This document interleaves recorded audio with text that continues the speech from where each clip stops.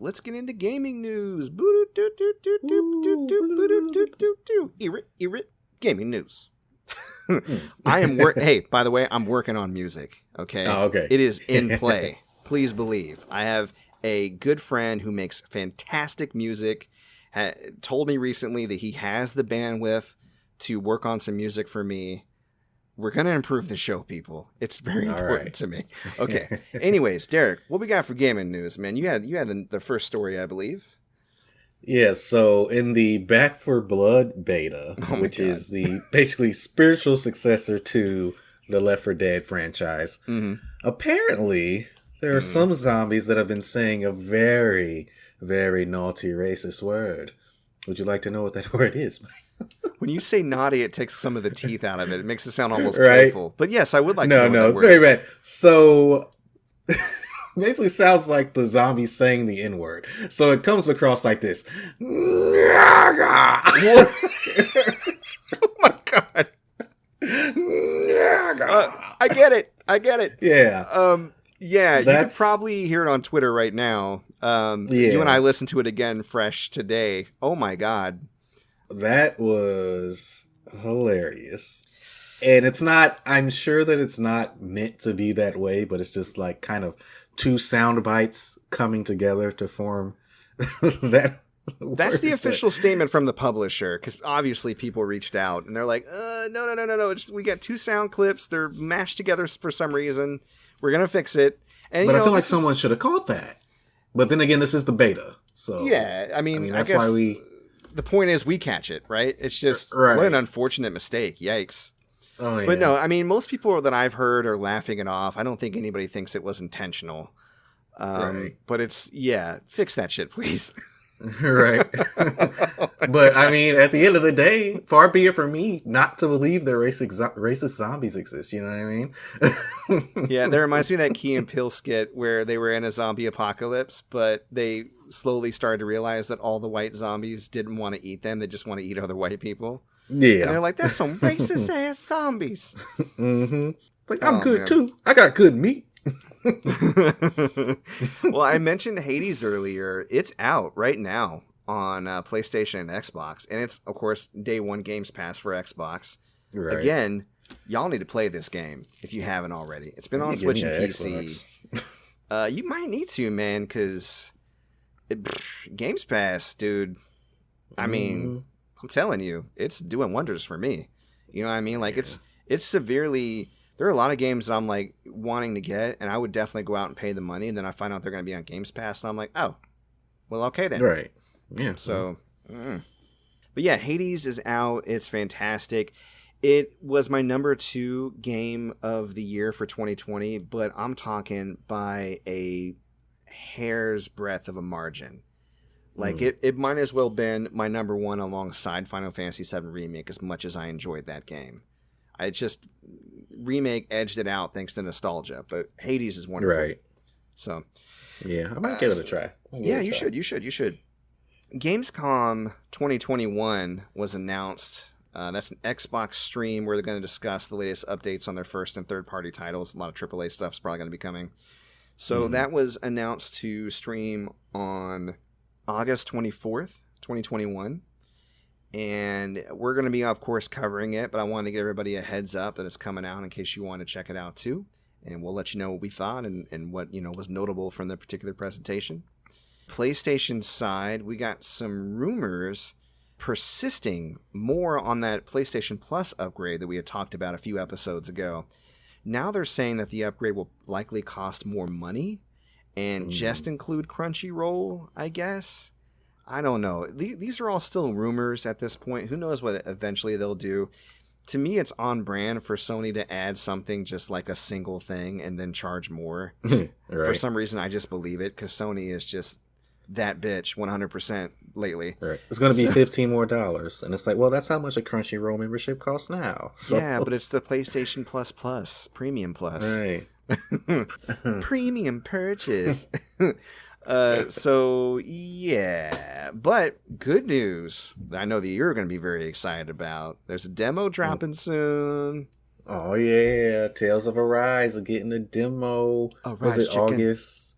Arise, chicken. Oh, guys. Rice chicken. It's August 18th. Oh, my goodness. So we know the game itself is dropping September 10th. So I'm thinking this might be one of those, we haven't confirmed this, but I'm thinking it's one of those demos where it probably carries over your progress. But it's going to be dropping on PlayStation and Xbox next Wednesday. So in just a few days. Yeah. Are you going to try it?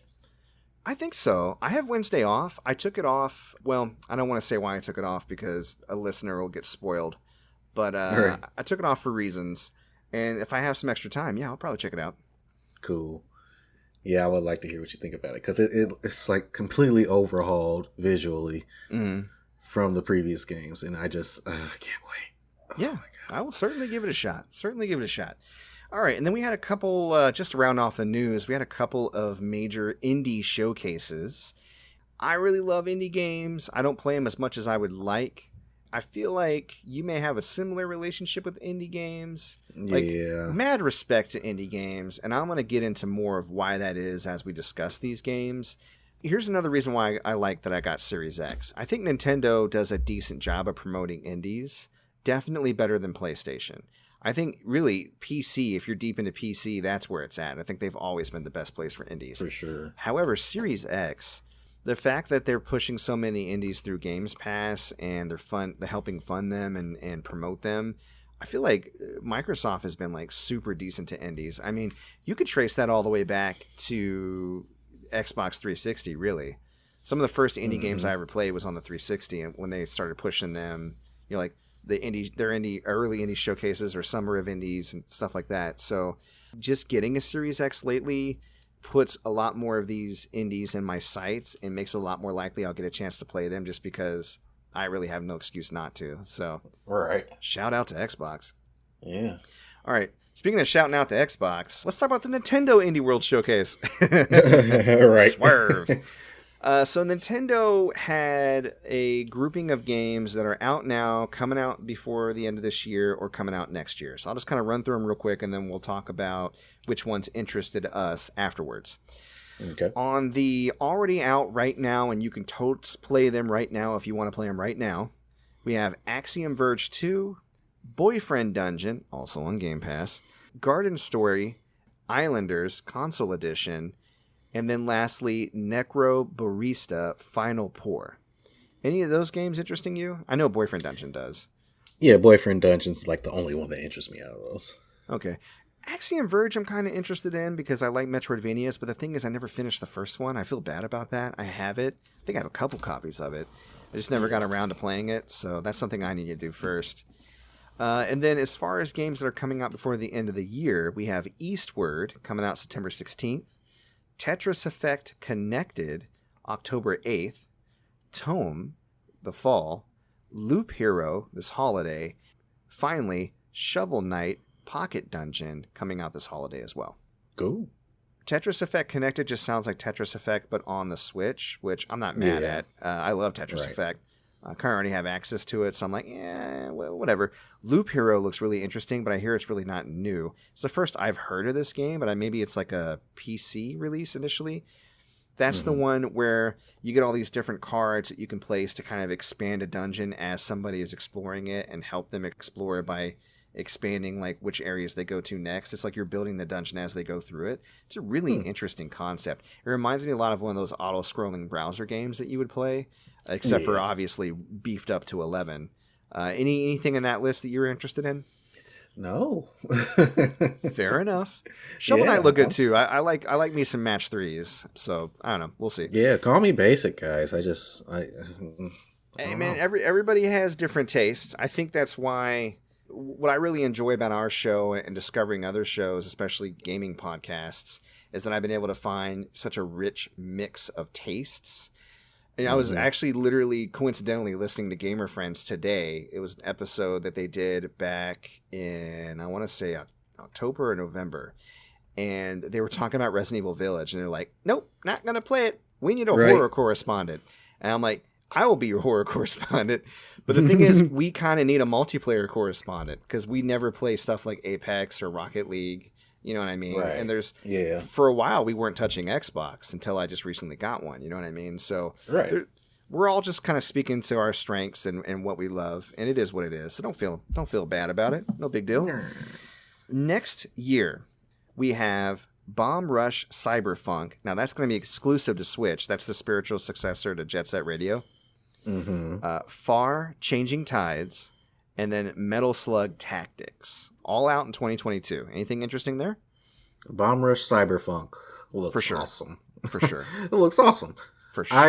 I never owned Jet Set Radio or Jet Grind Radio or any of the Jet Set games. I always played the demo.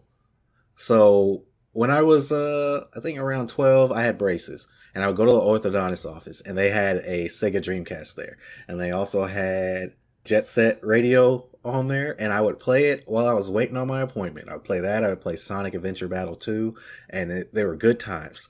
And I just remember like really enjoying just grinding and spray painting and just, so cool. Yeah. And the cell shaded graphics are just amazing, and they still look great to this day. Yeah, good choice on the aesthetic. And Bomb Rush, for its part, the traversal and the gameplay, it looks like it really captures that, which is what it's got me interested in it too, to be honest. It looks great. Metal Slug Tactics also looks fantastic. I know you're not a Tactics fan. I know this. Right. I do like Metal Slug, though. And man, does it look beat for beat, like all the animations and the wacky bosses. Like it really looks like it captures the spirit of Metal Slug and just puts it into a tactics game. Yeah. Might be worth a look-see for any Metal Slug fans out there. Just saying. Yeah. Oh, yeah. All right. Well, let's move on to the Xbox Indie Showcase then. This one's a little bit more robust. I'll talk about the games that are out now. We have Sam & Max Save the World Remastered. Library of Ruina. That's where you kind of battle other librarians with cards and dice to gain books for your library, I guess. It looks like some Japanese nonsense. I love it. It's on Game Pass right now. I'm definitely going to check it out sometime this week. So those are the two that are out right now. And then as far as before the end of the year, we have Stardew Valley coming to Game Pass this fall, which I thought Stardew Valley was already out on Xbox. Maybe they're just announcing it. I think it is. Yeah, maybe they're just announcing it for Game Pass. I don't know. Yeah. Artful Escape looks really fucking cool. It is a multi-dimensional rock opera adventure game. And it's got a lot of voice talent that are notable, like Carl Weathers, Lena Headey, stuff like that. Jason Schwartzman, I think, is in it. It is coming to Game Pass on September 9th. Then Ollie World is confirmed to be 4K, 120 frames per second. That's coming out in the winter. We got Aeon Drive. There's a demo out right now for Aeon Drive, and the official game is coming out sometime this fall. Paparazzi, which is like Pokemon Snap, but for little doggos. Ooh. That's going to be coming to Game Pass soon. Origami 2 will be launching on Game Pass on September 17th. Evil Genius 2 World Domination, which is a villain sim with 4 separate character campaigns, where you basically play as a villain, you train your subordinates, you draw out plans for stealing the moon or death rays, whatever kind of bullshit. Looks very Despicable Me almost, but not tiny minions. They're still like regular sized human beings or whatever.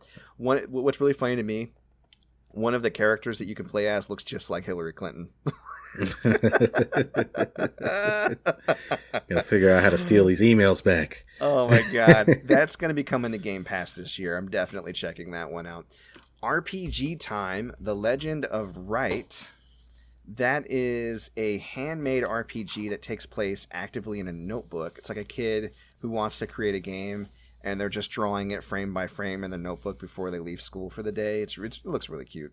That's coming out this winter. Inked, A Tale of Love. It's like a love story puzzler. That's out on August 27th.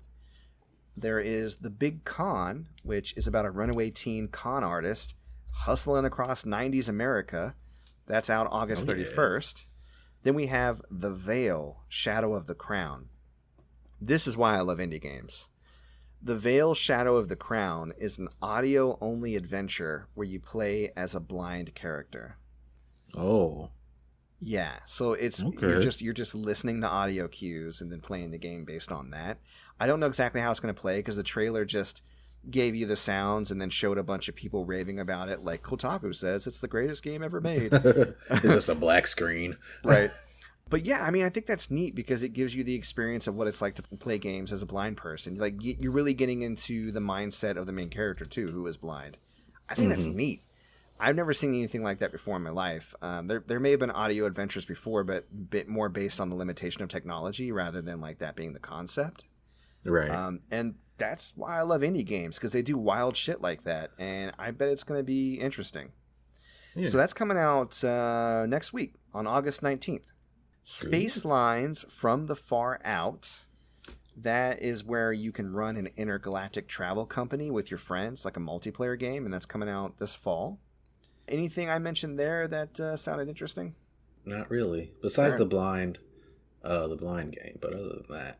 Fair enough. All right, then next year we have Lightyear Frontier, Pathfinder, Wrath of the Righteous. That one looks like a classic Diablo-style overhead RPG. So for those of you that are boycotting Blizzard, if you need that Diablo fix, try Pathfinder, Wrath of the Righteous, coming out this March 1st, 2022. Then we have the Wandering Village, which is a city builder on the back of a giant beast. And then Lab Rat, which is a Portal-like game with like overhead puzzle solving. And that comes out in 2022. Okay. So yeah. Lab Rat sounds like something I might be interested in. Yeah, and the cool thing is all these games are very varied and different. There seems to be like something for everybody to look forward to kind of fill the gap in between your large AAA releases. But again, the more of these indies I play and the more games I play in general, the more I find that they kind of stand shoulder to shoulder with the bigger games. I mean, the bigger games definitely have their appeal and their draw for the experience that they create. But I love these little bite-sized experiences, the games that are shorter or maybe easier to digest or that play so radically different, they're hard to compare. I love indie games for that. So if you're interested in either showcase, of course, you can go and find the streams. There's a lot of channels that will lovingly just kind of stitch all the trailers together so you don't have to listen to the streamers or people go, wow, what an amazing game. What did you think about that game, person? Oh, that man, game sure was a game. Ooh. Wow, let's talk to the developer about the game. So you can skip all that shit. Unless you're interested in watching it, I'm not, no judgments. Not for me. I can see for myself that it's a good game. I don't need you to tell me.